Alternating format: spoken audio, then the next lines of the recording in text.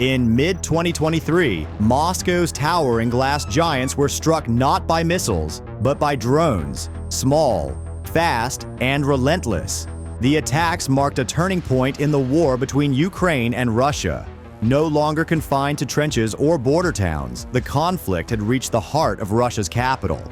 What followed was a wave of drone strikes that exposed deep flaws in Russia's air defense and signaled Ukraine's growing technological reach. From broken windows to grounded airports, the war began to reshape not just landscapes, but mindsets. So today, let's explore how Ukrainian drone warfare crossed borders, broke barriers, and brought the war home to Moscow. The Moscow City Towers. There is perhaps no better symbol of post-Soviet Russian ambition than Moscow International Business Center, commonly known as Moscow City. An ensemble of skyscrapers, shopping malls, offices, and luxury apartments that lines the Presidentskaya embankment, just kilometers from the Kremlin. Conceived in the turbulence of the early 1990s and rising from a dusty former quarry, the center represented a determined attempt to shift Moscow's business and cultural life towards a new, Western-style urban core. Within 3 decades, Moscow City transformed into the city's biggest concentration of high-rise buildings, boasting celebrated architectural achievements like the Federation Tower, the Twisted Glass Evolution Tower, and the multifunctional OKO complex. This collection of skyscrapers drew in major corporations, tens of thousands of residents, and millions of tourists each year. With a project value over $12 billion and an ever-changing skyline, Moscow City became a point of pride and a crucial cog in Russia's economic engine. But beyond commerce, the area reflected something deeper, a confident vision of Moscow's future.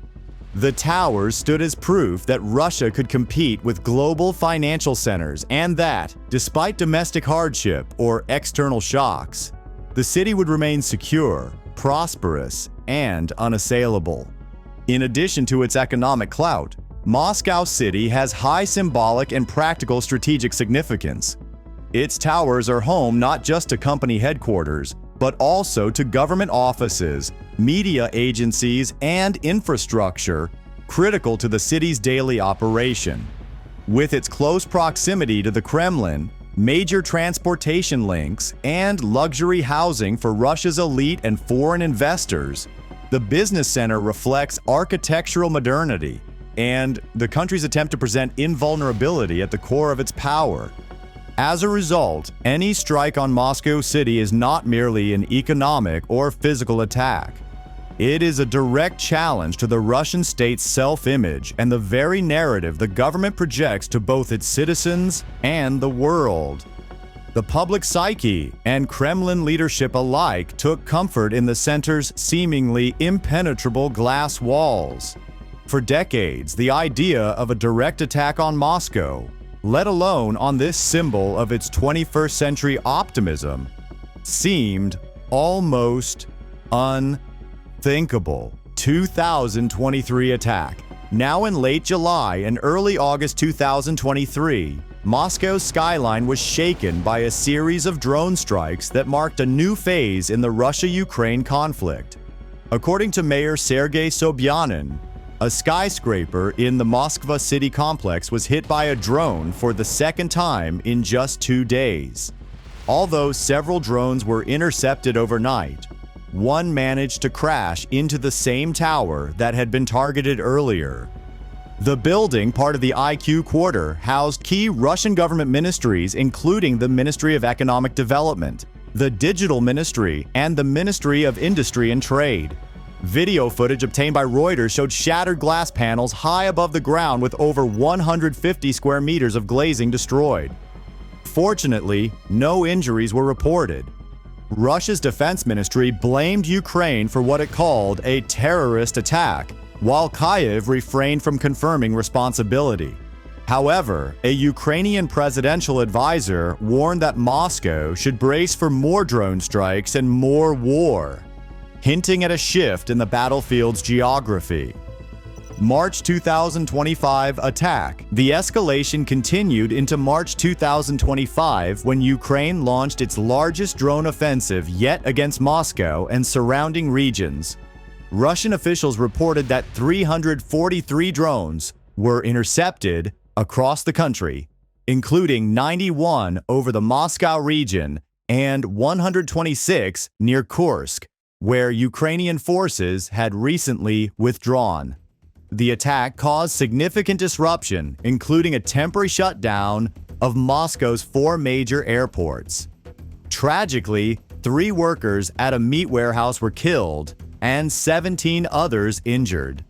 The strikes also reached near the Kursk nuclear power plant, underscoring the growing reach of Ukraine's drone capabilities and exposing vulnerabilities in Russia's air defense systems. These incidents signaled a dramatic shift in the war's trajectory. The drone attacks shattered the sense of security Moscow's leadership had carefully cultivated, particularly in the cosmopolitan and supposedly impervious Moscow city district.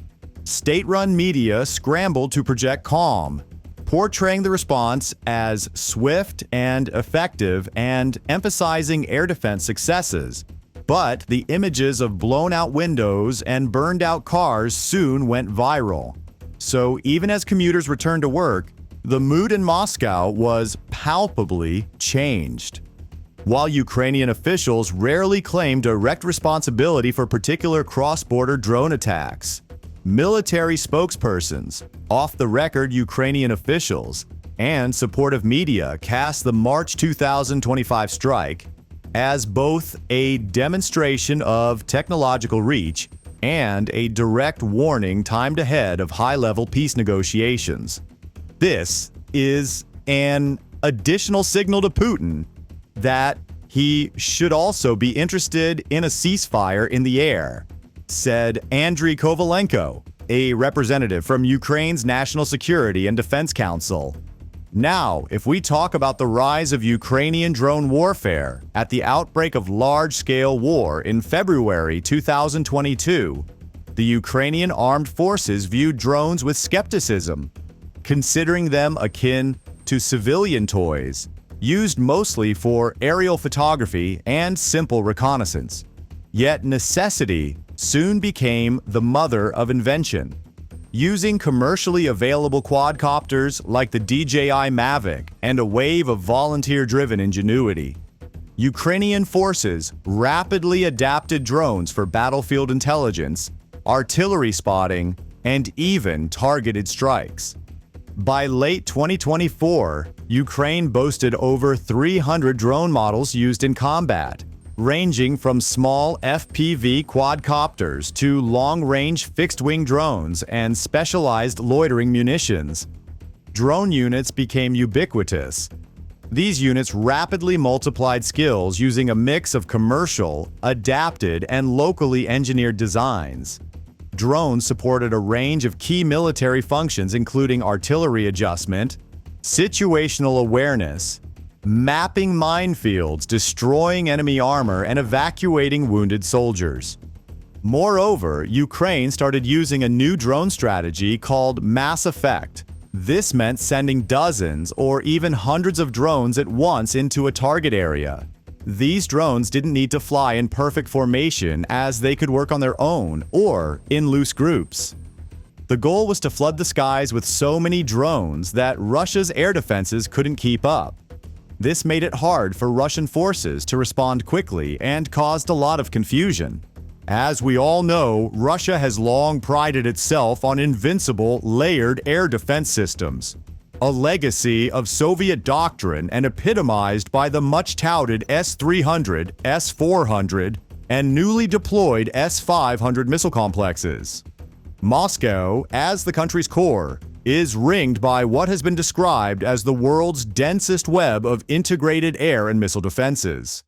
Yet the sheer number of Ukrainian UAV incursions and the mounting losses from even relatively unsophisticated drone attacks reveal critical structural weaknesses in this layered defense. Most damning, Russia's air defense doctrine focused on defending against large, high-value targets like manned bombers and cruise missiles. Countering hundreds of cheap, nimble, and ubiquitous drones requires a different approach in training, hardware, and deployment. In the words of RAND analyst Matthias Eakin, the Kremlin appears to have been caught off guard by the susceptibility of its territory to drone strikes. Also, the aftermath of the March 2025 attack prompted rare admissions from within Russia. Influential military bloggers and even some state officials criticized air defense officers, called for investigations, and lobbied for further modernization and decentralization of the country's defensive posture. After the attack, Moscow's authorities deployed extra patrols, conducted rapid window replacement, and increased investments in both civil and military drone countermeasures. Airport and railroad security were enhanced, and residents were repeatedly reminded to report suspicious activity. Yet the incident revealed how, in a drone-saturated war, the line between civilian and military zones is never clear. The clear difference between the battlefield and everyday city life has disappeared. Now, even Moscow has to deal with regular drone attacks, not just missiles. This kind of threat used to only affect Ukrainian cities, but it has now reached deep into Russia's capital.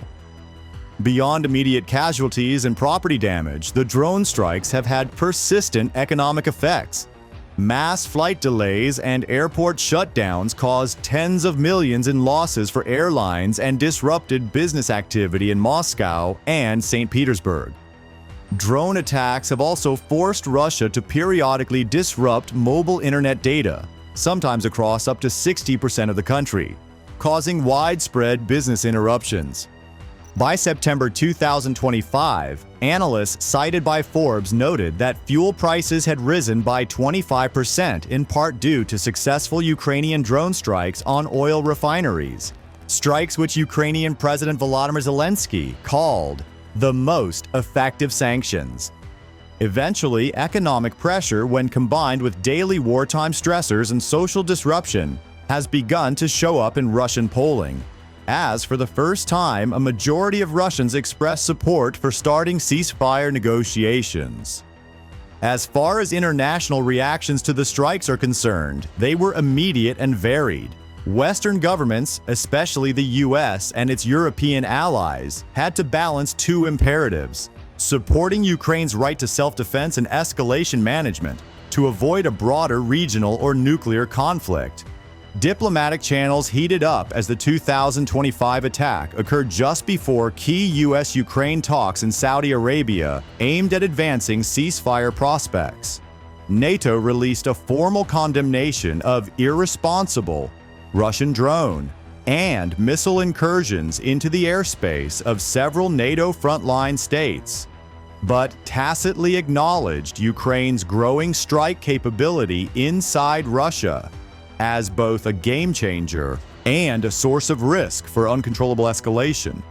Western military analysts, meanwhile, pointed out that Ukraine's innovative deep strike drone tactics had altered the logic of the war and were likely to form a model for future conflicts around the world, including in the defense of Western capitals. So, what happened above the gleaming glass towers of Moscow City shattered more than a few windows. It marked a turning point, a moment when a war that once seemed distant arrived, uninvited, in Russia's urban core, and exposed the myth of invulnerability surrounding even its most iconic symbols of modernity.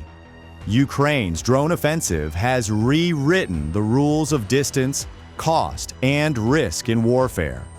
Russia's famed air defense, for all its theoretical might, is now locked in a desperate, expensive, and uncertain contest to adapt. Clearly, the battle for the Moscow city skyline is not just about drones or missiles. It is a battle of narratives, of technological adaptation, and, most of all, of what it means to be secure in a world where any city can become a front line overnight. For all parties, local residents, national leaders, and distant observers, the lesson is unmistakable. Warfare has gone urban, it has gone cheap, and it has gone everywhere. Now, what are your thoughts about this video? Share with us in the comment section below. Also, if you like this video, share it with your friends and subscribe to our channel for more interesting content.